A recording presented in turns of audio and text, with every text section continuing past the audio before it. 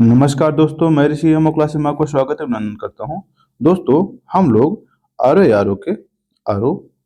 R O के PYQ देख रहे हैं, जिसमें हिंदी और जीएस दोनों देख रहे हैं। हिंदी में अब तक हम लोगों ने विलोम शब्द समाप्त कर लिया है और अनेक शब्दों के एक शब्द जो है उसकी शुरुआत कर चुके हैं। जीएस में दोस्तों अब तो हम लोग एंशियंट हिस्ट्री और मिडियल हिस्ट्री समाप्त कर चुके हैं। मॉडर्न हिस्ट्री में भारत में जो क्रांतिकारी आंदोलन हुए वहां तक देख चुके हैं।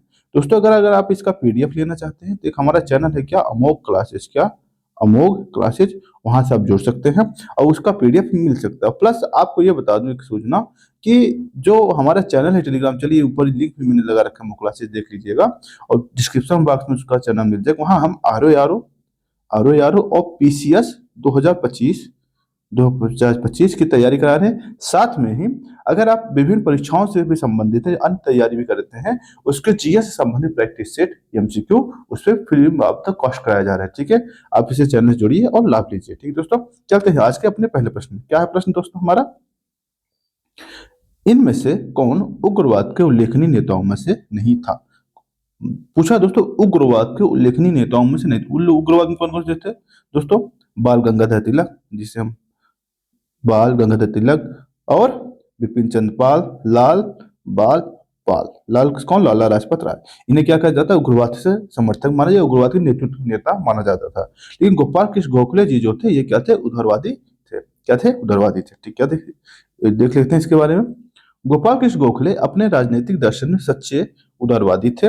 वे समभाव और मृदु न्यायप्रिय के विश्वास रखते थे। ठीक है, उन्हें पूर्ण विश्वास था कि देश का पुनरुद्धार राजनीतिक उत्तेजना के बवंडर से नहीं हो सकता। यानी अगर हम कुछ दिन समय के लिए बहुत बवंडर ही उठाएं, क्या होगा? इससे कोई प्रभाव पड़ने वाला नहीं है। वे महात्मा गांधी के राजनीतिक गुरु भी थे। अब तो कई बार प्रश्न पूछा गया है, महात्मा गांधी के राजनीतिक गुरु कौन थे? उसका आंसर क्या होगा दोस्तों? ये गोपाल कृष्ण गोखले। ठीक है, बिपिन चंद्र पाल और लोकमान्य तिलक और लाला लाजपत राय क्या थे? उग्रवाद के नेताओं में से थे। ठीक है, आगे चलते हैं।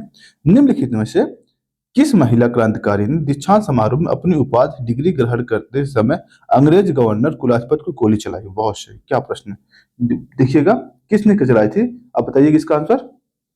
इसका है दोस्तों, आपके सामने ऑप्शन है, शांति घोष, सुनीति चौधरी, बीना दास और कल्पना दास। बताइए कि कौन है? ये बीना दास जी थे। बीना दास जी जो है, इन्होंने ही चलाया था। क्या है, देखते हैं। फरवरी 1932 में बीना दास ने दीक्षांत समारोह में उपाधि ग्रहण करने के समय बहुत नजदीक से गवर्नर पर गोली चलाई थी। ठीक है, आगे चलते हैं। निम्नलिखित में से किस क्रांतिकारी नेताओं ने कलकत्ता में क्रूर पुलिस कमिश्नर चार्ल्स टेगार्ट की हत्या करने का प्रयास किया था? किसने किया है दोस्तों? ऑप्शन क्या है आपके? सचिन सन्याल है, राजेंद्र लहड़ी है, चंद्रशेखर आजाद है और गोपीनाथ। कौन है दोस्तों? गोपीनाथ साहा जी थे। कौन थे? गोपीनाथ साहा जी थे। इसका एक्सप्लेनेशन इस पेज पे है, देखते हैं क्या है इसमें। 12 12 जनवरी 1924 को कलकत्ता के चौरंगी रोड पर गोपीनाथ साहा नामक एक भारतीय क्रांतिकारी ने क्या किया था? कलकत्ता के क्रूर पुलिस कमिश्नर चार्ल्स टेगार्ट की हत्या करने की असफल प्रयास किया। कोशिश तो किया था बट हत्या नहीं कर सका था। परंतु दुर्भाग्य से एक अंग्रेज नागरिक क्या अर्नेस्ट डे को गोली लग गई। ज्यादातर हुए चार्ल्स टेगार्ट जो था 1923 से 1931 बाद क्या था? कोलकाता का पुलिस कमिश्नर था। ठीक दोस्तों, अब हम देखते हैं जो भारत से बाहर जो क्रांतिकारी हुए थे। आपको पता है कुछ क्रांतिकारी आंदोलन जो है, जो गतिविधियां हुई थी, भारत के अंदर हुई थी, कुछ भारत के बाहर हुई थे। हम ये देखने चल रहे हैं भारत के बाहर कौन कौन सी हुई थी, उससे संबंधित कौन से प्रश्न बने थे। पहला है, निम्नलिखित में से किस देश ने गदर पार्टी की स्थापना हुई थी? बताइए दोस्तों, किसमें हुई थी? सैन फ्रांसिस्को, यूएसए में। ठीक है, देखते हैं क्या है।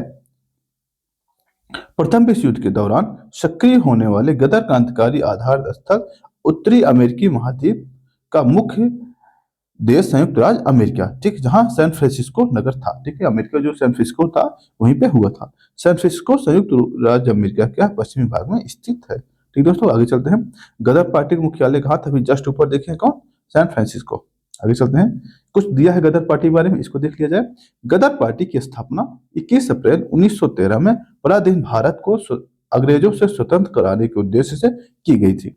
इसे अमेरिकी कनाडा के बसे भारतीयों को भारतीयों द्वारा गठित किया गया, यानी जो अमेरिका में और कनाडा में जो भारतीय बसे थे उनके द्वारा ये किया गया था। ठीक दोस्तों, पार्टी का मुख्यालय सैन फ्रांसिस्को अमेरिका में स्थित है। कहाँ था? अमेरिका में स्थित था। ठीक दोस्तों, आगे चलते हैं। अगला प्रश्न है, प्रथम महायुद्ध के दौरान कहाँ पर कहाँ पर भारत की एक अंतरिम सरकार बनी और जिसके प्रेसिडेंट राजा महेंद्र प्रताप थे? बताइए दोस्तों, इसके ऑप्शन थे अफगानिस्तान। अफगानिस्तान में ही ये सरकार बनी थी। ठीक है, एक्सप्लेनेशन देख लिया जाए। आते हैं, क्या है? राजा महेंद्र प्रताप अपनी सहयोगी बरकतुल्लाह के साथ प्रथम महायुद्ध के दौरान 1915 में काबुल यानी वर्तमान अफगानिस्तान में भारत की प्रथम अस्थायी सरकार का गठन किया था। ठीक है, कैसी सरकार थी? अस्थायी सरकार थी। इसमें राजा महेंद्र प्रताप स्वयं राष्ट्रपति तथा बरकतुल्लाह क्या बने थे? प्रधानमंत्री बने थे। जर्मनी और रूस जैसे दो देश क्या कहते हैं, इसको मान्यता भी दे दी। ये इंपॉर्टेंट है। अगर पूछा जाए कौन से देश से इसको मान्यता दिया था? जर्मनी और रूस। आगे देखते हैं, निम्न कौन भारतीय क्रांति की मां कही जाती है? दोस्तों, आप ये बहुत ही बार ये पूछा गया प्रश्न है, पीसीएस इन्हें विभिन्न परीक्षाओं में पूछा गया प्रश्न है, क्योंकि भीमा काजी रुस्तमा, रुस्तमा जो कामत थी, इन्हें क्या कहा था? भारतीय क्रांतिकारी की मां कहा जाता है। देखते हैं, क्या है? भीमा काजी रुस्तम कामा क्रांतिकारी क्या है? राष्ट्रवाद की समर्थक थी। उन्होंने यूरोप एवं अमेरिका से क्रांति की संचालन किया एवं जिनेवा में वंदे मातरम पत्रिका भी निकाली थी। कहाँ पे? वंदे मातरम। वंदे मातरम में किसकी और पत्रिका है बताइएगा? किसकी थी? अरविंद घोष। अरविंद घोष जी की एक पत्रिका थी वंदे मातरम। आगे चलते हैं। 1907 में उन्होंने स्टुटगार्ट की अंतरराष्ट्रीय समाजवादी कांग्रेस की भाग लिया था, यानी जब जर्मनी में हुआ था वहां पर उन्होंने क्या किया था? भाग लिया था, जहां इन्होंने तिरंगे झंडे को फहराया। ठीक है, इसकी डिजाइन इन्होंने वीडी सावरकर तथा श्यामजी कृष्ण वर्मा का नाम सुना हो, जो इंडिया हाउस जो गठन हुआ था उसी के संयुक्त रूप से क्या किया था? तैयार किया था। वह भारतीय क्रांति की मां भी के रूप में विख्यात है। पूछा जाए, ये प्रश्न कई बार पूछा गया है, आपके लिए इंपॉर्टेंट बन जाता है। ठीक है, आगे चलते हैं दोस्तों। क्या है? वह कौन थे जिन्होंने इंडिया इंडिपेंडेंस फॉर लीग की स्थापना की थी? बताइएगा, किसने किया था दोस्तों? इसको किया था रासबिहारी बोस ने। कौन थे? रासबिहारी बोस ने। आगे चलते हैं, क्या है इसमें? रासबिहारी बोस जापान में रह रहे भारतीय अप्रवासी थे, जो 28 से 30 मार्च 1942 के दौरान राजनीतिक समस्याओं के विचार विमर्श हेतु उन्होंने टोक्यो में भारतीयों के एक सम्मेलन बुलाया था। ठीक है, और आगे क्या हुआ इसमें?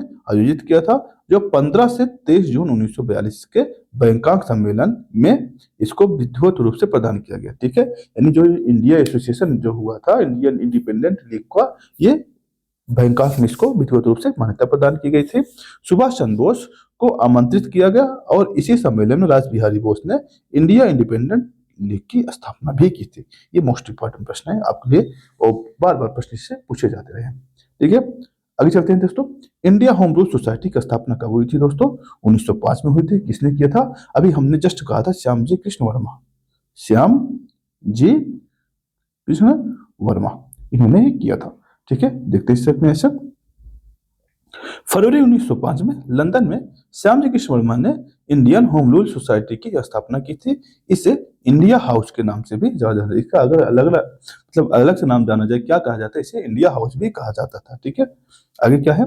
यहाँ से एक समाचार पत्र क्या सोशियोलॉजिस्ट, कौन सा? सोशियोलॉजिस्ट का भी प्रकाशन प्रारंभ किया गया था। ठीक दोस्तों, आगे चलते हैं। अब हमें यह देखना है, जो बंगाल विभाजन हुआ था, बंगाल विभाजन समय कौन से प्रश्न आपके आर में पूछे गए हैं, उससे संबंधित प्रश्न देखते हैं। क्या है प्रश्न? है आपका 1905 में बंगाल विभाजन के किस वायसराय ने किया था? आपको पता है दोस्तों, क्योंकि बहुत बार बंगाल विभाजन स्वदेशी मूवमेंट बहुत कई बार आपसे प्रश्न पूछा है, विभिन्न परीक्षाओं में पूछा गया है, तो ऐसे ऐसे लाजमी है कि ऐसे प्रश्न पूछा जाना आपके लिए हो सकता है। ठीक है, क्या है? कौन थे दोस्तों? Lord Curzon. कौन थे?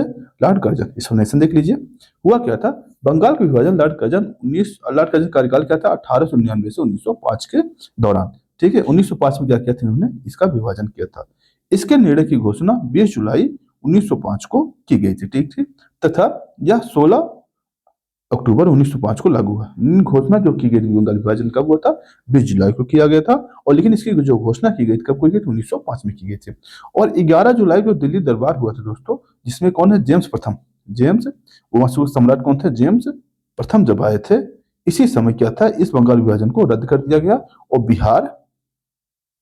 बिहार उड़ीसा संयुक्त प्रांत, बिहार उड़ीसा प्लस बंगाल को एक नया राज्य घोषित किया गया था। ठीक है, आगे चलते हैं। ब्रिटिश वस्तुओं के बहिष्कार को राष्ट्रीय नीति के रूप में अपनाया गया था। कब बनाया गया था दोस्तों? 1905 में। कब बनाया गया था? 1905 में। क्यों? क्योंकि इसी समय हमने पहली बार स्वदेशी मूवमेंट को लॉन्च किया था। ठीक है, आगे चलते हैं।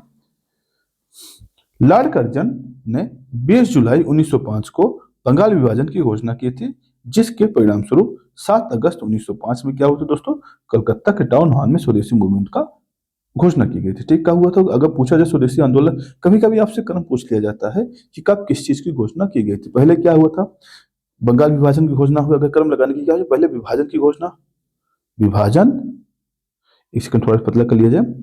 पहले विभाजन की घोषणा, विभाजन की घोषणा। ठीक, उसके बाद क्या हुआ था दोस्तों? इसके परिणाम स्वरूप क्या? स्वदेशी आंदोलन। क्या हुआ? स्वदेशी आंदोलन, स्वदेशी आंदोलन। बंगाल विभाजन कब हुआ था? 20 जुलाई को हुआ था। ये कब हुआ? 7 अगस्त को हुआ था। जो विभाजन लागू कब हुआ था? लागू हुआ था 16 अक्टूबर को। यानी ये क्रम हो गया आपको लर्न करने के लिए। ठीक दोस्तों, आगे चलते हैं। इसी बैठक में ऐतिहासिक बहिष्कार प्रस्ताव भी पारित किया गया था, जिसमें ब्रिटिश वस्तुओं के बहिष्कार और राष्ट्रीय नीति के रूप में अपनाया गया। अब हमें ये देखना, कांग्रेस बनारस, कलकत्ता एवं सूरत अधिवेशन। चूंकि ये ऐसा अधिवेशन है जिसके माध्यम से क्या हुआ था दोस्तों? जो उग्रवाद दल था, उग्रवाद और नरम नरम दल थे, दोनों क्या हो गए? विभाजन हो गए। क्या हो गया? विभाजन हो गया। इसके परिस्थितियों को देखते हैं आखिर ऐसा क्यों हुआ था। जो प्रश्न बने हैं इसको देखते हैं। ठीक है, पहला प्रश्न है, स्वराज शब्द का प्रयोग सर्वप्रथम किसने किया था? बताइएगा, स्वराज शब्द का प्रयोग सर्वप्रथम किसने किया था? दोस्तों, इसका प्रयोग सर्वप्रथम बाल गंगाधर तिलक जी ने किया था। किसने किया था? बाल गंगाधर तिलक जी ने किया था। देखते हैं क्या है। बाल गंगाधर तिलक का कथन था कि स्वराज मेरा जन्मसिद्ध अधिकार है। क्या है? जन्मसिद्ध अधिकार है और मैं इसे लेकर रहूंगा। ठीक है, हालांकि स्वराज शब्द का सर्वप्रथम प्रयोग दयानंद सरस्वती ने किया था। अगर पूछा जाए कौन, क्योंकि इस ऑप्शन में दयानंद सरस्वती नहीं थे, इसलिए क्या था? बाल गंगाधर तिलक इसमें ऑप्शन में सही होंगे। ठीक है, किंतु दिए गए विकल्प में तिलक ने पहली बार स्वराज शब्द का समर्थन किया था। आगे चले। भारत में ग्रैंड ओल्ड मैन की संज्ञा किसे दी जाती थी दोस्तों? वही दादा भाई जी को। ओल्ड है तो दादा है, दादा कैसे होते हैं? ओल्ड होते हैं, इसलिए याद रखिएगा। आगे चलते हैं, क्या है? दादा भाई नौरोजी को लोग श्रद्धा से grand old man of India के नाम से स्मरण करते हैं। ठीक है, 1892 में वे पहले भारतीय थे जो उदारवादी दल के ओर से फिशबरी या ब्रिटिश संसद के सदस्य चुने गए थे। यानी अगर पूछा जाए ब्रिटिश संसद में चुने जाने वाले पहले भारतीय कौन थे, कौन है उनका नाम? दादा भाई नौरोजी साहब जी थे। ठीक है, आगे चलते हैं। फिर कह रहा वह भारतीय राष्ट्रीय कांग्रेस के 1886 में, 1893 और 1906 में क्या थे? अध्यक्ष भी रहे। ठीक है, आगे चलते हैं दोस्तों। अगला प्रश्न है, इनमें से फिर वही नाम है कि ग्रैंड ओल्ड मैन किसे कहा जाता है? दादा भाई नौरोजी जी को कहा जाता है। ठीक है, आगे चलते हैं। 1907 के भारतीय राष्ट्रीय कांग्रेस के सूरत वार्षिक अधिवेशन के अध्यक्ष थे कौन थे दोस्तों? आरबी घोष। आरबी घोष। हुआ क्या था? चूंकि इसी समय क्या हुआ था, अब मैं इसके एक्सप्लेनेशन देकर आपको समझाता हूँ हुआ क्या था।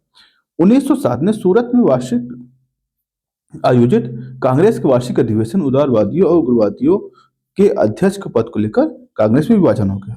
उग्रवादी जहां लाला लाजपत राय अध्यक्ष बनाना चाहते थे, वहीं उदारवादी रासबिहारी बोस को अध्यक्ष बनाना चाहते थे। अंततः रासबिहारी बोस अध्यक्ष बने। और हुआ क्या कि चूंकि सूरत जो अधिवेशन था उसमें ये कहा जा रहा था कि चूंकि सूरत जो क्षेत्र गंगा सॉरी तिलक जी का क्षेत्र है और उनको अध्यक्ष यहाँ बनाया जाना चाहिए, क्योंकि वो जो नरमवादी थे, उदारवादी थे, वो इसके समर्थक नहीं थे। क्यों? क्योंकि वो तिलक के उग्रवाद से समर्थक नहीं कर देते, इसलिए उसका नहीं बनाना चाहते थे, इसीलिए ऐसा विभाजन। आगे चलते हैं, देखते हैं क्या। भारतीय राष्ट्रीय कांग्रेस सूरत की फूट कब हुई थी दोस्तों? 1907 में हुई थी। कब हुई थी? 1907 में।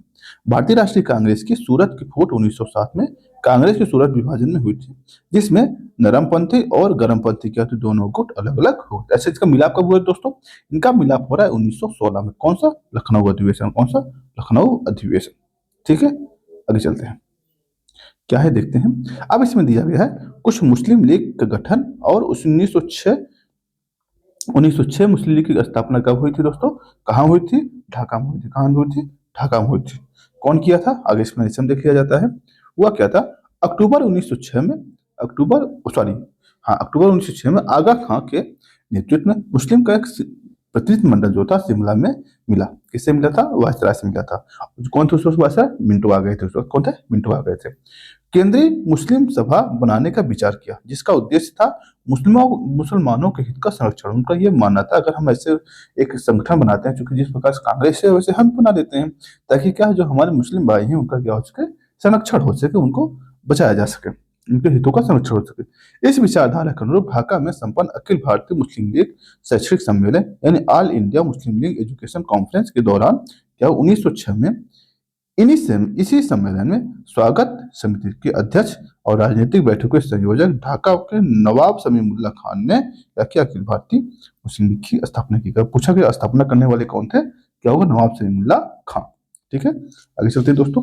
अगला प्रश्न है माले मिंटो। माले मिंटो से संबंधित कौन सा प्रश्न है, इसको देख लिया जाता है। हाँ, राष्ट्रीय आंदोलन के अवध के जिस घटना के मतभेद के बीच थे वह जिसने अंततः देश का विभाजन कराया था, क्या नाम था दोस्तों? ये क्या हुआ था? इसमें जो मुस्लिम लीग को जो मतलब पृथक निर्वाचन दे दिया गया था, कब दिया गया था पृथक निर्वाचन?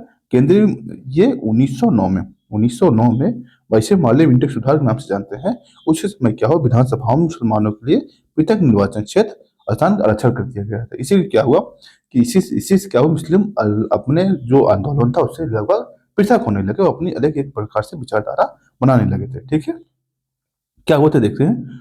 1909 में माले मिंटो सुधार के सबसे बुरा पक्ष क्या था दोस्तों? मुसलमानों को पृथक अथवा सांप्रदायिक निर्वाचन पद्धति की सुविधा प्रदान करना। ठीक है, इस सुविधा ने कालांतर में भारत के सार्वजनिक सांप्रदायिक जीवन के विषाक्त दिया और अंततः देश का विभाजन के बीजारोपण कर चुकी। ये इतना बड़ा मतभेद हो गया और एक ऐसी दीवार बन गई जिससे विभाजन के बाद ही रुकी, और क्या थी आज भी वैसा है मानसिकता लोगों के दिमाग में बैठी हुई, आप ये सब फील करते होंगे। अब इसमें सामने है दिल्ली दरबार संबंधी जो प्रश्न बने हैं, इसको देखते हैं। दिल्ली दरबार कब हुआ था दोस्तों? दिल्ली की राजधानी, भारत की राजधानी कब हुई थी? 1911 में। कब है? 1911 में। दोस्तों इसका एक्सप्लेनेशन देख लिया जाए। हुआ क्या था, दिल्ली को राजधानी बनाने की घोषणा 1911 में की गई थी, जबकि कलकत्ता से दिल्ली उसका स्थानांतरण क्या हुआ था? 1912 में हुआ था। घोषणा कब हुई है?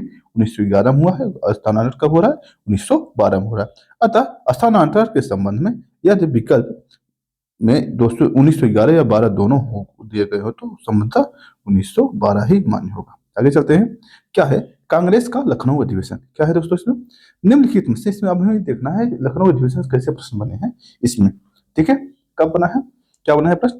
निम्नलिखित भारतीय राष्ट्रीय कांग्रेस के किस अधिवेशन में महात्मा गांधी को चंपारण के किसानों की समस्या से अवगत कराया गया था? किस अधिवेशन कराया गया था दोस्तों? आपको पता है कब कब कराया गया था बताइएगा? जो लखनऊ अधिवेशन हुआ था 1916 में, उसी समय क्या राजकुमार शुक्ल जी गए थे।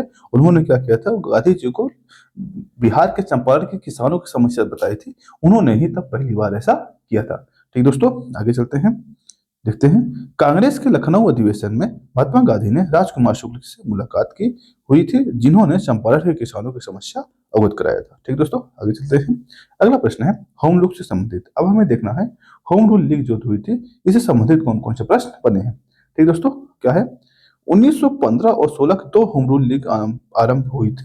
किसके नेतृत्व में दोस्तों? आपको पता है एक होम रूल बाल गंगाधर तिलक के माध्यम से, तिलक और एनी बेसेंट ये दोनों ने नेतृत्व किया था। ठीक है, तिलक और एनी बेसेंट। ठीक है, आगे चलते हैं।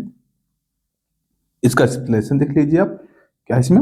अप्रैल 1916 में तिलक ने एवं सितंबर 1916 में एनी बेसेंट ने अपनी अपनी होम रूल लीग की स्थापना की थी। बेसेंट ने कॉमनवेल्थ और न्यू इंडिया तथा तिलक जी ने मराठा और केसी नामक जो इनके पत्र थे उसके माध्यम या जिसे पेपर थे उसके माध्यम से इसका प्रचार किया था। दोनों पेपर आपके लिए इंपॉर्टेंट है। कौन कौन सा देख लीजिएगा एक बार। एक पेपर बन रहा है आपका, इधर देखिएगा। एक पेपर बना एनी बेसेंट जी का, कौन सा? एनी बेसेंट जी का कौन सा बन रहा है? कॉमनवेल्थ और न्यू इंडिया। और तिलक जी का कौन सा बन रहा है? मराठा और केसरी। ये आपके लिए इंपॉर्टेंट बन जाता है। ठीक दोस्तों, आगे चलते हैं। इधर देखिए कौन सा प्रश्न है। अब हमें देखना है गांधी एवं उसके प्रारंभिक आंदोलन, यानी गांधी जी जब से भारत इंडियन मूवमेंट में आए हैं और उसका क्या प्रभाव रहा है, उन्होंने कौन कौन सा मूवमेंट लड़ा, इसके बारे में देखते हैं। ठीक है, क्या है गांधी और उनके प्रारंभिक आंदोलन? क्या है महात्मा गांधी को सर्वप्रथम राष्ट्रपिता किसने कहा था? किसने कहा दोस्तों आप बताइएगा? इसे कहा सुभाष चंद्र बोस जी ने कहा था। किसने कहा था? सुभाष चंद्र बोस जी ने कहा था। ठीक है, आगे चलते हैं। इसका एक्सप्लेनेशन देख लिया जाए। क्या है इसमें? इसमें कहा गया था, क्या है, महात्मा गांधी को सर्वप्रथम राष्ट्रपिता सुभाष चंद्र बोस ने कहा। जुलाई 1944 में सुभाष चंद्र बोस ने आजादी आजाद हिंद फौज आजाद हिंद रेडियो पर बोलते हुए गांधी जी को संबोधित किया और कहा, भारत की स्वाधीनता का आखिरी युद्ध शुरू हो चुका है राष्ट्रपिता। ठीक है, भारत की मुक्ति के इस पवित्र युद्ध में हम आपका आशीर्वाद और शुभकामनाएं चाहते हैं। ठीक है, आगे चलते हैं दोस्तों। क्या है, गांधी के नाम से पहले महात्मा किसने जोड़ा था? दोस्तों आपको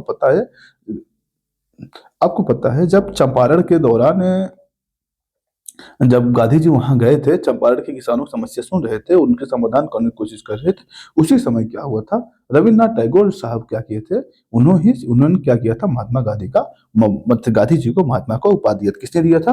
रविन्द्रनाथ टैगोर। कौन दिया था दोस्तों? रविन्द्रनाथ टैगोर। रविन्द्रनाथ टैगोर। ठीक है, आगे चलते हैं।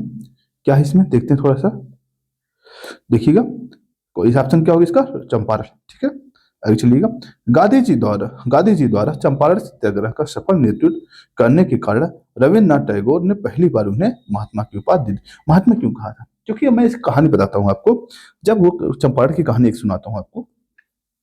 जब गांधी जी चंपारण गए तो वहां एक लोगों के यहाँ टिके, तो हुआ होता क्या था, तो वो पड़ोसी के यहाँ मतलब आसपास जाके मतलब खाना पीना लेके खाते पीते थे। वो एक बार एक जगह, चूंकि जो कस्तूरबा जी थी, चूंकि कस्तूरबा भी थी, जो उनकी पत्नी, वो भी साथ में गई थी, तो दरवाजे पे जाती थी महिलाओं को बुलाने के लिए, आप आइए, उस समस्या बताइए, उसकी समस्या का समाधान किया जाए। तो एक स्थान पे देखा तो जो एक ही साड़ी थी, एक ही साड़ी दो बहनें या जितनी महिलाएं थी उस परिवार को बार बार वही यूज करके बाहर आती थी जाती थी। ये वो सभी महिलाएं एक साथ क्यों नहीं आई? पता चला कि सभी के पास एक साड़ी नहीं है, जिसके वजह से वो पहन के बाहर आ सके। ठीक है, तब उसी समय गांधी जी ने, कस्तूरबा जी ने ये समस्या गांधी जी को बताया। गांधी जी ने तुरंत ये संकल्प लिया, अब हम तभी वस्त्र पहनेंगे पूरी तरीके से जब हम क्या करते, हमारे पूरे भारतीयों को क्या मिल जाए, एक मतलब कपड़ा पूरी तरीके से पूरे तन पे मिल जाए। इसी समय गांधी जी ने क्या किया था, कपड़ों का त्याग कर दिया था। ठीक है, कभी कभी प्रश्न पूछा गया है कि आखिर गांधी जी ने अपने कपड़ों का त्याग कब किया था? ठीक है, तो ये प्रश्न आपसे बन जा सकता है। ठीक दोस्तों, आगे चलते हैं। छोटी सी कहानी थी, उनका आपको बताना चाहिए, रोचक कहानी थी। चंपारण चंपारण किसी जांच समिति के अध्यक्ष निम्नलिखित कौन नहीं था? आपको बताइए दोस्तों, कौन नहीं था? इसमें कौन कौन ऑप्शन है? एफ जी सप्लाई और जी.डी. रेड और अनुग्रह राय। महात्मा गांधी जी थे। जो चंपारण किसी जांच समिति हुई थी, इसमें महात्मा गांधी जी थे। ये अनुग्रह राय जी इसमें नहीं थे। कौन? अनुग्रह राय जी इसमें नहीं थे। एक्सप्लेनेशन देख लिया जाए। चंपारण चंपारण किसी जांच समिति के अध्यक्ष एफ.जी. स्लाई इसके सदस्य थे। DJ. Read Mahatma Gandhi, LC. आदामी और राजा हरिहर प्रसाद नारायण सिंह और जी.एन. रैनी इसके क्या थे? सदस्य थे। ठीक दोस्तों, आगे देखते हैं क्या है। अब अगला प्रश्न है आपसे, यह है, ये होगा अगला प्रश्न आपसे दिया है क्या कि निम्नलिखित में से किस पेज का आ गया है? थोड़ा सा देखो, 72 पेज नंबर है, थोड़ा एक पेज इधर उधर हुआ है, एक पेज इसमें नहीं है, माफ करिएगा, देखते हैं। खैर भी, निम्नलिखित में से कौन 1929 में अखिल भारतीय ट्रेड यूनियन का कांग्रेस का अध्यक्ष बना था? कौन बना दोस्तों? आप बताइएगा जल्दी से, कौन बना था उस वक्त? जवाहरलाल नेहरू जी थे। कौन थे? जवाहरलाल नेहरू जी थे। ठीक है, आगे चलते हैं। क्या एक्सप्लेनेशन देख लिया जाए। वर्ष 1928 में और 29 तक जवाहरलाल नेहरू अखिल भारतीय ट्रेड यूनियन के कांग्रेस के अध्यक्ष थे और 1929 में क्या नागपुर अधिवेशन की अध्यक्षता सुभाष चंद्र बोस ने की थी। किसका? अखिल भारतीय ट्रेड यूनियन का। अंततः दिए गए विकल्प क्या है? ऑप्शन सी सही है। आगे चलते हैं। अब हमें ये देखना है रॉलेट एक्ट संबंधी जो भी प्रश्न बने हैं आपके एग्जाम में, उसको देखना है। क्या किसके विरोध प्रकाशन के अभिप्राय के रूप में रविन्द्रनाथ टैगोर ने अपनी नाइट की उपाधि धारण की थी? किसकी उपाधि की दोस्तों? आप बताइएगा। जब आपको पता है दोस्तों, जो जलियांवाला कांड हुआ था, जलियांवाला कांड एक ऐसा मतलब दुस्साहसी कार्य था और निर्लज्जतापूर्ण कार्य था, जिसकी वजह से क्या था, अपने जो इतने नेतृत्व करते थे उन्होंने काफी विरोध में ये चीज किया था, क्योंकि बहुत से लोगों ने वो इसकी पदवी वगैरह त्यागा था। क्या है इसमें देखिएगा। 13 अप्रैल 1919 को जलियांवाला बाग नरसंहार की हृदय विदारक घटना के बाद रविन्द्रनाथ टैगोर ने ब्रिटिश सरकार द्वारा प्रदान नाइट की उपाधि वापस कर दी थी। ठीक है, रॉलेट एक्ट किस वायसराय के शासनकाल में आया था दोस्तों? आप बताइएगा। लॉर्ड चैम्सफोर्ड के साथ में करवाया था। ठीक है, देखते हैं क्या है।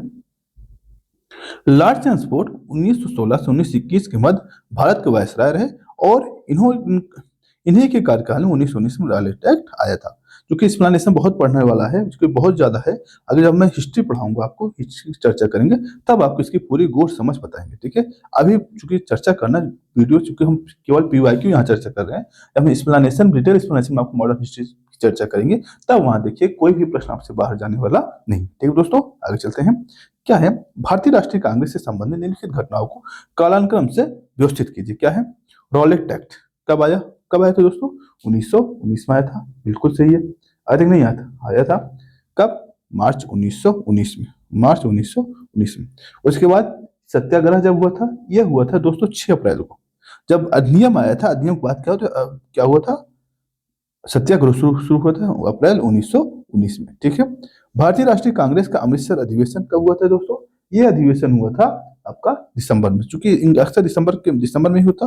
और जो जलियांवाला बाग हत्याकांड होता है, क्या 13 अप्रैल को होता है। कब होता है? 13 अप्रैल 1919। यानी कालक्रम लगाएंगे 1 2 4 3, 1 2 4 3, ऑप्शन बी आपका सही होगा। देखिएगा, रॉलेट एक्ट कब होता है? मार्च 1919 में। रॉलेट सत्याग्रह 6 अप्रैल 1919 में। भारतीय राष्ट्रीय कांग्रेस का अमृतसर अधिवेशन 26 से 30 दिसंबर 1919 में हो रहा है। जलियांवाला बाग हत्याकांड कब हो रहा है दोस्तों? 13 अप्रैल 1919 में। अब हमें पढ़ना है असहयोग आंदोलन संबंधित जो भी प्रश्न बने हैं आपके एग्जाम। ठीक है दोस्तों, चलते हैं। प्रश्न है दोस्तों, चौरी चौरा किस जनपद में स्थित है? कहाँ हो दोस्तों? गोरखपुर में। कहाँ हुआ है? गोरखपुर में। क्या है इसमें, देखते हैं। आपको पता है दोस्तों, चौरी चौरा जो कांड हुआ तो वास्तविक तिथि जो है 4 फरवरी 1922 को हुआ है। इस तिथि को उत्तर प्रदेश के गोरखपुर जिले में चौरी चौरा नामक स्थान पर किसानों ने एक जुलूस पर गोली चलाने के जाने कारण क्रुद्ध भीड़ ने, हुआ क्या था कि जो पुलिस थे, जो कुछ पुलिस जो थे अपने आप को प्रधानमंत्री मानती थी, क्योंकि उनके पास पूरी शक्तियां थी। हुआ क्या, उन्होंने एक भीड़ थी जो किसानों को शांति रात में क्या करते, आंदोलन कर रहे थे, उन्होंने उस पर गोली चला दिया। फिर भीड़ भाई क्रोधित हो गई, जब क्रोधित हो गई उन्होंने उनको बंद करके आग लगा दी, थाने में आग लगा दी। ठीक है, जिसके कारण 23 सिपाही की मृत्यु हो गई। यही घटना क्या है, इतिहास में चौरी चौरा कांड से प्रसिद्ध है। ठीक दोस्तों, आगे चलते हैं। अगला प्रश्न है आपका, असहयोग आंदोलन असहयोग आंदोलन के दौरान विदेशी वस्त्रों जलाए जाने की किसने महात्मा गांधी को लिखा यह निष्ठुर बर्बादी है? दोस्तों, ये वही ने लिखा था, कौन? रविन्द्रनाथ टैगोर जी ने लिखा था। ऑप्शन ये नीचे लिखा है, रविन्द्रनाथ टैगोर ने ही कहा था यह निष्ठुर बर्बादी है। ठीक है, क्यों कहा था? क्योंकि वह पश्चात के ये मानते थे, पश्चात थोड़ी गलती हो रही है और धीरे धीरे संभल जाएगा। ठीक है, क्योंकि पश्चात समर्थक थे इसलिए। रविन्द्रनाथ टैगोर आंदोलन एवं विरोध के प्रदर्शन के विभिन्न रचनात्मक कार्यक्रम को विशेष महत्व देते थे, जिसके कारण उन्होंने विदेशी वस्त्रों को होली जलाने के विपरीत गांधी जी को रचनात्मक कार्यक्रम को अपनाने की बात का अपने पत्र कही। असहयोग आंदोलन के दौरान उन्होंने रविन्द्रनाथ टैगोर ने विदेशी वस्त्रों को जलाए जाने पर क्या क्या अविवेकी और निष्ठुर बर्बादी को कहा। ठीक है दोस्तों, आगे चलते हैं। क्या है आगे, क्या है, निम्नलिखित जो वक्तव्य है इस पर विचार करना है आपको। महात्मा गांधी 1922 में असहयोग आंदोलन स्थगित कर दिया था, बिल्कुल सही। अस्तगन सीआर दास मोतीलाल नेहरू ने द्वारा विरोध भी किया गया था। बताइए कौन सी स्टेटमेंट इसमें सही है? इसमें आपको दोस्तों ध्यान देना है, दोनों स्टेटमेंट सही है। इन्होंने इसका विरोध भी किया था, इसका, क्योंकि विरोध करने वाले कई नेता थे इसमें, लेकिन दोनों एक दूसरे की व्याख्या नहीं थे, व्याख्या नहीं करता। क्यों नहीं करता? क्योंकि इसमें व्याख्या कब करेगा? जैसे इसमें ये ऑप्शन दिया गया है कि आंदोलन स्थगित किया, अगर आंदोलन स्थगित संबंधित कारण देता, क्या देता? कारण देता, हाँ इस वजह से ये किया गया था, तो आपको व्याख्या करता। अगर कारण नहीं दे रहा तो व्याख्या नहीं कर रहा है। ठीक है, आगे चलते हैं। महात्मा गांधी द्वारा फरवरी या 4 फरवरी लिख सकते हैं कि असहयोग आंदोलन स्थगित कर दिया गया था। ठीक है, लेकिन देखिएगा 4 फरवरी को चौरी चौरा कांड हो रहा है, सॉरी 4 फरवरी को चौरी चौरा कांड हो रहा है, इसको यहाँ, ठीक है, इसके बाद हुआ था ये चीज। चौरी चौरा के हिंसक घटना की थी, साथ ही सीआर दास मोतीलाल नेहरू द्वारा असहयोग आंदोलन स्थगन का कड़ा विरोध भी किया गया। उन्होंने कहा था भाई थोड़ा छोटा मोटा घटना हो भी जाती है, इसके लिए हमें आंदोलन को नहीं रोकना चाहिए, बट गांधी जी ने कहा नहीं, हमें अभी भी रोकना चाहिए। इस प्रकार की कथन के कारण क्या दोनों सही, परंतु एक दूसरे की व्याख्या नहीं करते। आगे चलते हैं। अगला प्रश्न है, निम्नलिखित 2 कथनों दिए गए और कथन विचार किया गया। कहा क्या है? कथन है कारण रविन्द्रनाथ टैगोर ने नाइटहुड की उपाधि त्याग दी, बिल्कुल सही है भाई, त्यागा तो था ही। फिर कह रहा है ठीक, वे असहयोग आंदोलन में भाग लेना चाहते थे। बताइएगा क्या ये कौन सा सही है, क्या वो भाग लेना चाहते थे? देखिए इसमें जो है आप अगर ध्यान दीजिएगा, आर आप दूसरा ऑप्शन ये गलत है, ये असहयोग आंदोलन में भाग नहीं लेना चाहते थे, ऐसा नहीं है। इसीलिए चूंकि नाइट शिफ्ट को जो उपाधि उन्होंने धारण किया, सॉरी त्यागा था, उसका कारण क्या था? उसका कारण था दोस्तों जलियांवाला हत्याकांड। क्या था? जलियांवाला हत्याकांड। इसकी वजह से उन्होंने त्यागा था, ना कि वे असहयोग आंदोलन में भाग लेना चाहते थे, इसलिए यानी ये ऑप्शन आपका गलत है। ठीक है, कौन सा ऑप्शन इसमें सही होगा? ए सही है, आर गलत है। ठीक है, चलते हैं एक्सप्लेनेशन देख लिया जाए। 13 अप्रैल 1919 को जलियांवाले बाग नरसंहार की हृदय विदारक घटना के बाद रविन्द्रनाथ टैगोर ने 30 मई को ब्रिटिश सरकार द्वारा प्रदान की गई नाइटहुड की उपाधि को लौटा दिया था। टैगोर ने कहा, समय आ गया है कि जब सम्मान के तमगे के अपमान के बेतुके संदर्भ में हमारे कलंक को सुस्पष्ट कर देते हैं। यानी जहां तक मेरा प्रश्न है, मैं सभी विशेष उपाधियों से रहित होकर अपने देशवासियों के साथ खड़ा रहना चाहता हूं। ठीक है, ये चीज उन्होंने कहा था। आगे हमें दोस्तों आपको पता है जब ये आंदोलन खत्म हुआ था, सहयोग आंदोलन हुआ क्या, समाप्त कर दिया गया, तो इसमें अब काफी मतभेद हो जाता है कांग्रेस के ही बीच में। अब कुछ लोग का ये मानना था कि हम संसद के भीतर जाके कांग्रेस का मतलब विधानसभा के भीतर जाके कांग्रेस मतलब सरकार का विरोध करेंगे। कुछ कहा था नहीं, हम भागीदार न लेकर उसमें तब विरोध करेंगे। इसी के मद्देनजर क्या हुआ था, एक पार्टी उद्भव होती है जिसका नाम है स्वराज पार्टी। ठीक है, उसके बारे में देखते हैं क्या प्रश्न बना है। थोड़ा डिफरेंस दे दिया आपको। क्या है? स्वराज पार्टी के संदर्भ में स्थापित किया था, किसने किया था? सी आर दास और मोतीलाल नेहरू ने किया था। सी आर दास और मोतीलाल नेहरू जी ने किया था। देखते हैं आगे। असहयोग आंदोलन की असफलता के बाद स्वराज पार्टी कांग्रेस खिलाफत का गठन सी आर दास मोतीलाल नेहरू ने किया था। ठीक है, ध्यान देना है क्या किया था। असहयोग असफलता जब हुई थी, स्वराज पार्टी का गठन किसने किया था? सी आर दास जी ने किया था। एक बार हल्का पेन कलर चेंज कर तब हो सकता है ज्यादा समझ में आए। कौन था? सी आर दास जी ने और मोतीलाल नेहरू जी ने किया था। ठीक है, सी आर दास इसके अध्यक्ष थे तथा मोतीलाल नेहरू क्या थे? इसके महासचिव थे। स्वराज पार्टी ने ही अपने कांग्रेस के अभिन्न अंग के रूप में प्रचारित किया था, साथ ही अहिंसा असहयोग के प्रति अपनी वचनबद्धता को दोहराया था। ठीक है, आगे चलते हैं।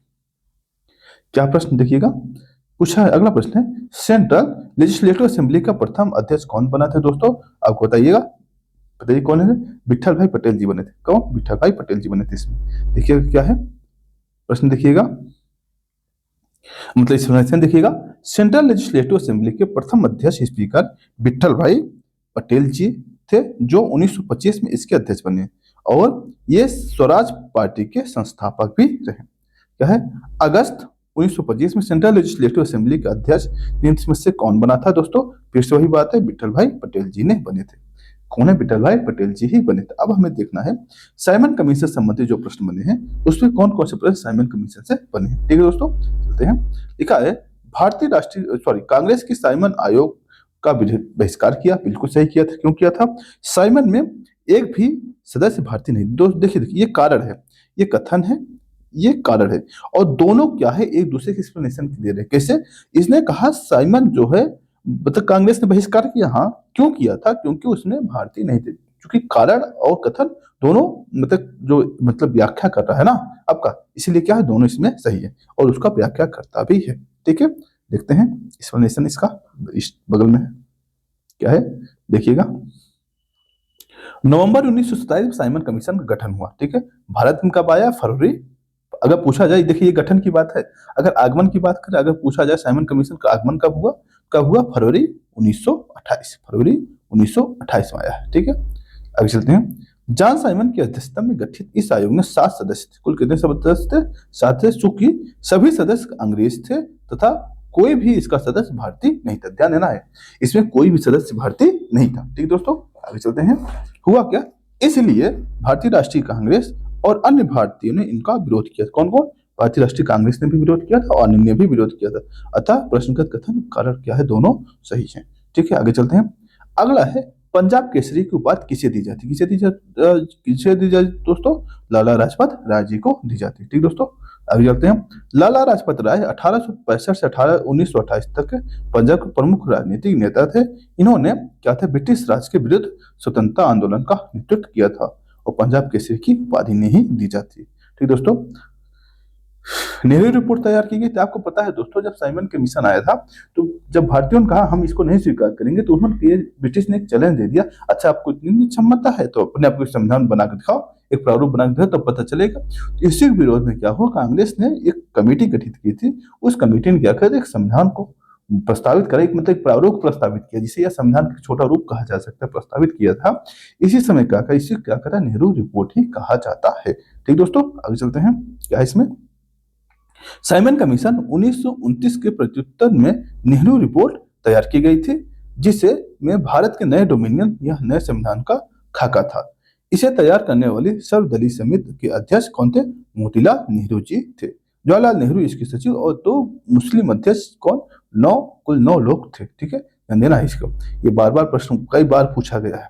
आगे चलते हैं प्रश्न में, क्या इसमें, अब हमें ये ध्यान देना है, जो लाहौर अधिवेशन हुआ था, चूंकि अब मांग ये चलने लगी थी, हम अभी डोमिनियन स्टेट पे नहीं जाएंगे, अब हमें क्या चाहिए, स्वतंत्रता चाहिए, क्या चाहिए, हम आपसे फ्रीडम चाहते हैं। इसी समय क्या हुआ, एक चूंकि एक अधिवेशन होता है कांग्रेस का, लाहौर अधिवेशन, इसमें यह कहा जाता है हम इनको एक समय का समय देते हैं, एक साल का समय देते हैं, अल्टीमेटम देते हैं, अगर ये हमारी शर्तों को नहीं मानते हैं तो क्या करेंगे, हम इनके खिलाफ ही संघर्ष करेंगे और अपना वो स्वराज का प्राप्त करेंगे। ठीक है, उस वक्त जो अधिवेशन हुआ था, कब हुआ था, 1929 में हुआ था, और इसके जो अध्यक्ष थे, जो कौन थे, जवाहरलाल नेहरू साहब थे। ठीक है, अगर इसका एक्सप्लेनेशन देख लीजिएगा, क्या है, जवाहरलाल नेहरू अध्यक्षता में 1929 में कांग्रेस का वार्षिक अधिवेशन कहाँ हुआ था, लाहौर में आयोजित हुआ था। इस अधिवेशन के ऐतिहासिक पूर्ण स्वराज की मांग थी।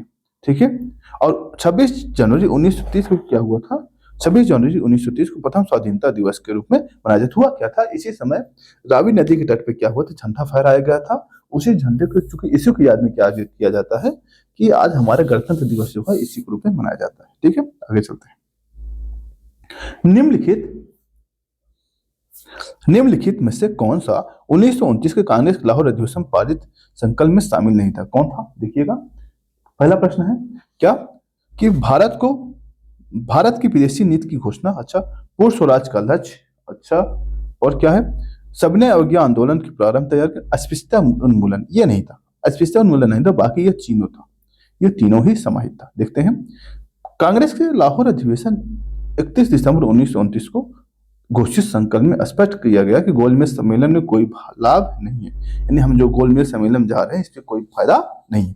ठीक है, फिर इसमें क्या कहा गया, फिर कहा गया गोलमेज सम्मेलन नेहरू नेहरू कमेटी डोमिनियन राज्य के दर्जे को योजना समाप्त की जाती है, यानी अब यह भी कहा गया, चूंकि हम नेहरू रिपोर्ट में डोमिनियन स्टेट की जो मांग किए थे ब्रिटिशों ने नहीं माना है, अब हम उसको खारिज करते हैं। ठीक है, अब क्या कहा, अब कहा शब्द स्वराज का अर्थ है पूर्ण स्वतंत्रता, यानी कहा जो पहले हम स्वराज मानते थे अब उससे हमारी परिभाषा बदल गई है, अब हम क्या चाहते हैं, पूर्ण स्वतंत्रता की बात करते हैं। ठीक है, अखिल भारतीय राष्ट्रीय कांग्रेस को जब उचित समझेगी नागरिक अवज्ञा आंदोलन प्रारंभ करें, यानी कि हम जब सही हमें लगेगा अब हमें आंदोलन शुरू करना चाहिए, हम क्या करेंगे, आंदोलन शुरू कर देंगे। ठीक है, उसके बाद दोस्तों इस संकल्प में अस्पृश्यता उन्मूलन का कोई उल्लेख नहीं है। ठीक है, गोलमेज सम्मेलन के संबंधित नीति को ही भारतीय विदेश नीति माना जा सकता है, यानी क्योंकि इसमें गोलमेज सम्मेलन भाग लेने या न लेने की बात कही गई, तो इसलिए क्या कहा जा सकता है, इसमें ऐसी बात कही गई थी। ठीक दोस्तों, आगे चलते हैं,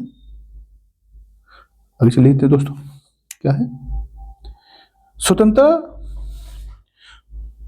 स्वतंत्रता का नवग्रहित तिरंगा पहली बार कब फहराया गया, कब फहराया गया दोस्तों, आप बताइएगा, आप बता दें, जाने कब बताया गया, कमेंट बॉक्स इसका आंसर दीजिए, फिर हम बता देते हैं 31 दिसंबर 1929 में। ठीक है, क्योंकि इसी समय जवाहरलाल नेहरू जी ने रावी नदी के तट पर यह फहराया था लाहौर में।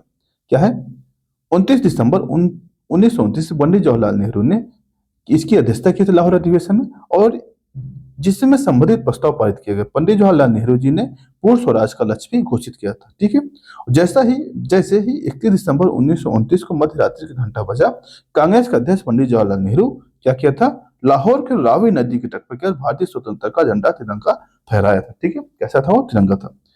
कांग्रेस कार्य समिति द्वारा 2 जनवरी 1930 को अपनी बैठक में यह निर्णय लिया गया कि 26 जनवरी 1930 को, कब, 26 जनवरी 1930 को पूर्ण स्वराज के रूप में मनाया जाएगा, तथा 26 जनवरी को प्रत्येक स्वाधीनता दिवस के रूप में मनाया जाएगा। उसी समय यानी 1930 में यह निर्णय हो चुका था, इसीलिए हम इसके क्या करते हैं, आज आजादी दिवस के रूप में या गणतंत्र दिवस के रूप में मनाते हैं, जो आज अब होने वाला है। कब है? 26 जनवरी को। आप बताइए कि इसके अतिथि इस बार कौन होंगे, कमेंट करके मुझे बताइएगा। महात्मा गांधी द्वारा नमक आंदोलन 1930 में चलाया गया, ठीक है, अच्छा, बिल्कुल सही है। महात्मा गांधी का उद्देश्य गरीबों को नमक मुक्त उपलब्ध कराना था। ये ऑप्शन आपका गलत है, ऑप्शन ए सही, ठीक है। देखते हैं कौन सा ऑप्शन इसमें सही होगा। सी ऑप्शन इसमें सही है, सी सही हो। क्या है, देखिए जाए क्या है इसमें से। गांधी जी द्वारा आरंभ किए गए सविनय अवज्ञा आंदोलन के प्रतीक के रूप में 6 अप्रैल 1930 को दांडी में नमक तोड़कर यह आंदोलन प्रारंभ किया गया था, ठीक दोस्तों। सरकार के प्रति अवज्ञा अपनाई गई थी। आंदोलन शुरू करने से पहले गांधी जी ने वायसराय इरविन के समक्ष क्या कर 11 मांगे रखी थी। इनमें से नमक कर एवं नमक कर पर सरकारी एकाधिकार समाप्त की मांग की गई थी, ठीक है, न कि गरीबों की मुक्ति की। इसमें क्या कहती थी, क्योंकि इसमें आंदोलन जो था इसका मुख्य उद्देश्य था हमें क्या करना, नमक कर को समाप्त करना है, ताकि सब तक आप जो उल्टा सीधा वसूल रहे हैं इसको समाप्त कर सकें। ठीक दोस्तों, आगे चलते हैं।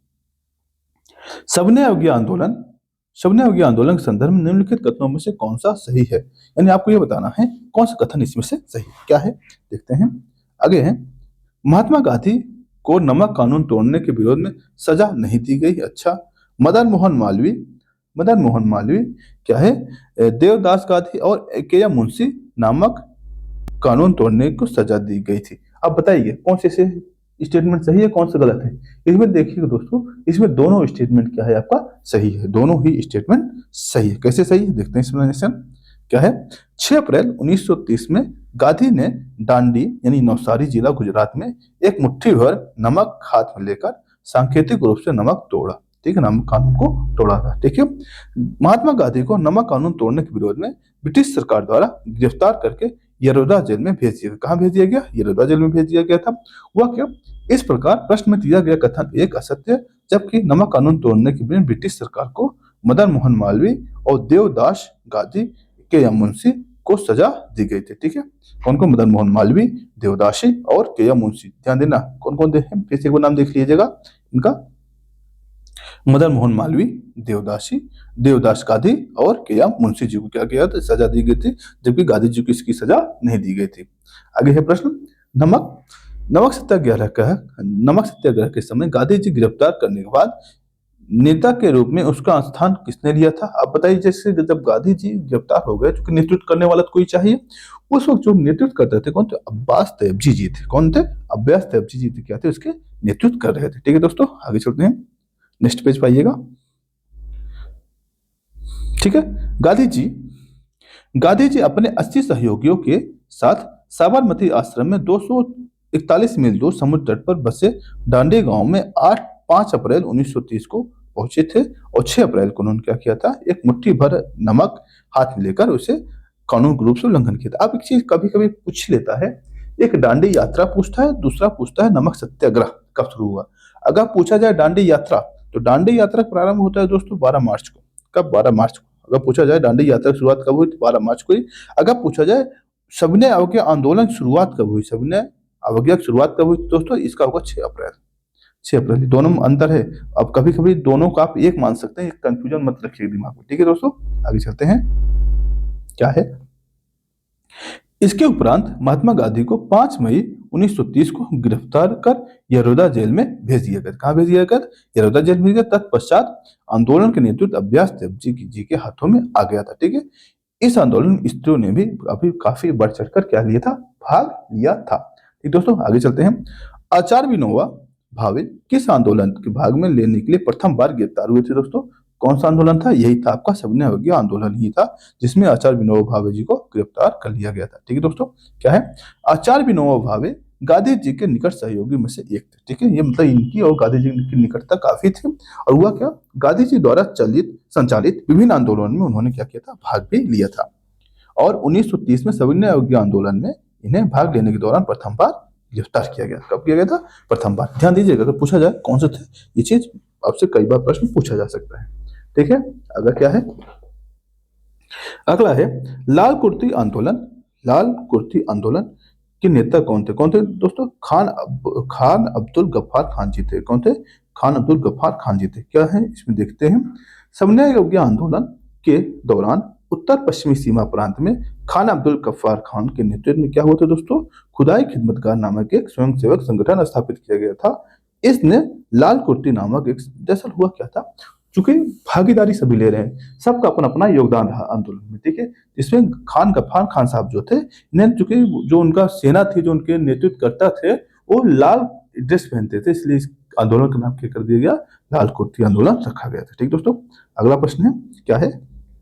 1930 में 1930 में अंग्रेजी सरकार के विरुद्ध पेशावर कांड का नायक कौन था? पेशावर कांड का नायक कौन था? General general BC Joshi, major ध्यान धन सिंह, या फिर क्या है, वीरचंद सिंह दरौली। इसमें हुआ क्या था? इसमें हुआ क्या था इस आंदोलन में? इसका मतलब में कांड में किसने क्या किया था? सरकार के विरुद्ध, मतलब सरकार ने कहा तो गोली चलाओ, और इन्होंने गोली चलाना बंद, मतलब नहीं चलाया था। जब आंदोलन हो रहा था, इनसे सरकार ने कहा भाई साहब आप गोली चलाइए, इनको भगाइए यहाँ से। उन्होंने कहा नहीं, हम नहीं चलाएंगे। इसी कहा था वीरचंद सिंह गढ़वाली जी को कहा जाता है। ठीक है, आगे चलते हैं। क्या इसमें 1930 में अंग्रेज सरकार के विरुद्ध प्रसिद्ध पेशावर कांड नायक वीर सिंह चंदौली थे, उसका रीजन यही था। ठीक है, अब हम देखते हैं दोस्तों, जो गोलमेज सम्मेलन हुआ है उससे संबंधित कौन कौन से प्रश्न बने हैं या कौन कौन से प्रश्न बन सकते हैं। ठीक है, आगे चलते हैं।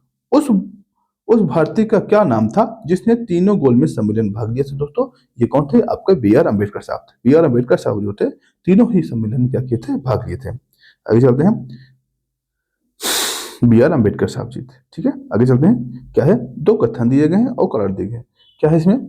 जवाहरलाल नेहरू ने दूसरे गोलमेज सम्मेलन यानी 1932 में भारतीय राष्ट्रीय कांग्रेस का प्रतिनिधित्व नहीं, कौन किया दोस्तों? गांधी जी ने किया था। कौन किया था? गांधी जी ने किया, महात्मा गांधी जी। और एकमात्र यही सदस्य गए भी थे।